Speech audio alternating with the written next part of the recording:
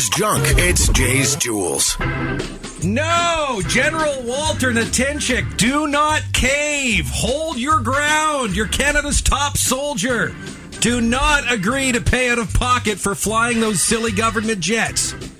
This is what's happening now. Last week it was revealed the Chief of Defense Staff was using government jets to hop around the country and different parts of the world, that he racked up bills of $1 million in doing so. First of all, let's put that into perspective. It's not General Walter Natynchyc's fault that it costs $10,000 an hour to get a government jet in the air. No one seems to be questioning that cost at all. Natynchyk has to fly to Toronto to drop a puck, make an appearance at the Grey Cup. Here for that PR event and there for that PR event. He's not suggesting he do it.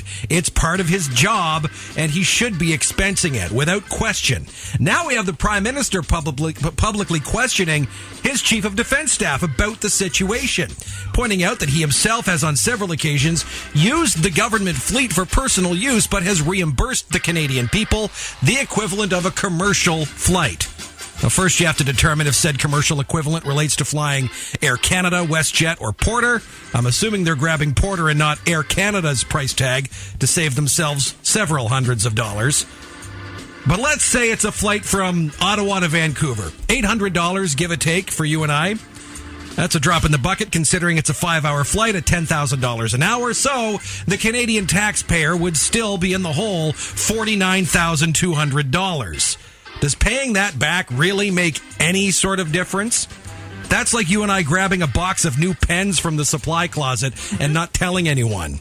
It's a pretty weak argument. The most questionable flight, admittedly, was to St. Martin's on a family vacation. Natynchyc's family was already down there. He joined them late after attending a repatriation ceremony for more than a couple of Canadian soldiers and a reporter who were killed overseas. I'm guessing that doesn't make for a very happy vacation once he gets down there.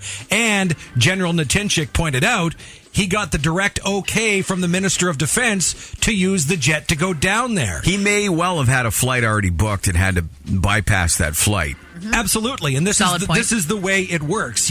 Right. They get the okay to do that sort of thing if their leave is disrupted. Right. He also pointed out yesterday it would have been easier for him to just cancel vacation and then submit for his canceled leave. A check would have been written and would probably have been questioned as well by whatever media hack decided this needed to be dug up. Sorry, but if your boss tells you to drive your company's rig back and forth from Ottawa to the Valley all day long, and then his boss wonders why you weren't using your own credit card to fill the tank, well, there's a disconnect between boss number one and boss number two, not the grunt. Put your foot down, General Natynchyk. Keep your wallet in your pants pocket, unless that violates military dress. I don't know, but you get the picture.